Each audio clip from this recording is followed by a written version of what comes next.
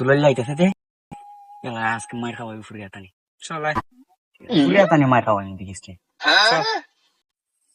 কিতা করো না তুমি কিতা করো আসি ভালো এখন কথা কইতাম নি পারবি নি কার মু